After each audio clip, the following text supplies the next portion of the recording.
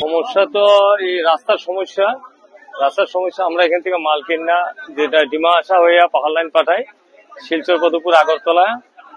তো ওখানে পাঠানোর সময় জাতিঙ্গা পয়েন্টে গাড়িগুলো সব এখানে দাঁড়া করাইয়া বলে যে রাস্তা জাম আছে।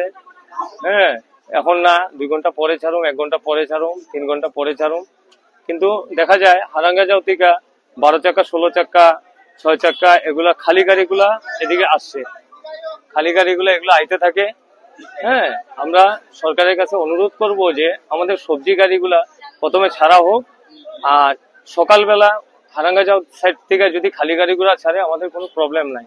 আমাদের বিকালবেলা গাড়িগুলো পৌঁছে বিকাল থেকে রাত্র, হ্যাঁ, বিকাল 5টা থেকে সকাল 5টা পর্যন্ত যদি গাড়িগুলো যেতে দেয়, এদিক থেকে সবজি গাড়ি আমাদের কোনো প্রবলেম হইব না। আর ওদিক থেকে সকালবেলা খালি গাড়িগুলো ছাড়ুক, এদিকে আসুক, আমাদের কোনো প্রবলেম নেই। সরকার যাতে এটা আমাদেরকে অত সুবিধা করে দেয়, আমরা গৃহস্থ থেকে মাল কিনতে পারি। আর এই রাস্তাঘাটের অসুবিধার জন্য গৃহস্থরা উচিত মূল্য পাইতেছে না।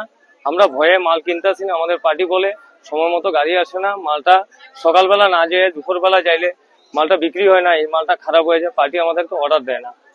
অর্ডার না দেওয়াতে আজকে অনেকদিন থেকে লস করতে করতে আজকে পার্টি টোটালি অর্ডার দিল না। আমরা এখানে বসে আছি যে কোনো সুবিধা হলে, রাস্তাঘাটে যদি সুবিধা হয় তখন বলবা, তখন আমরা অর্ডার দেবো।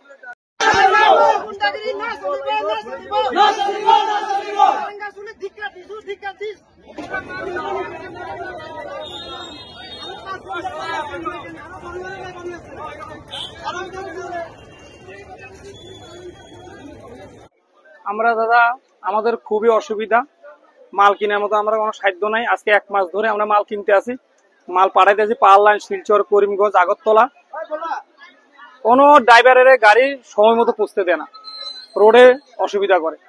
হারাঙ্গা যাও, হাফলং এসব রাস্তায় গাড়ি আটকাইয়া দেয়, অসুবিধা করে। তো আমি তো বলতে পারি না স্যার কি কারণে।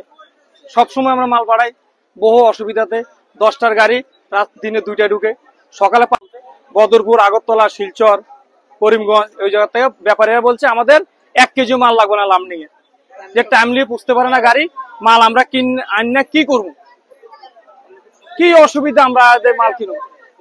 একমাত্র কোনো গাড়ি না, সবজির গাড়িতে আবদ্ধ করে। প্রবলেমটা কোন জায়গায়?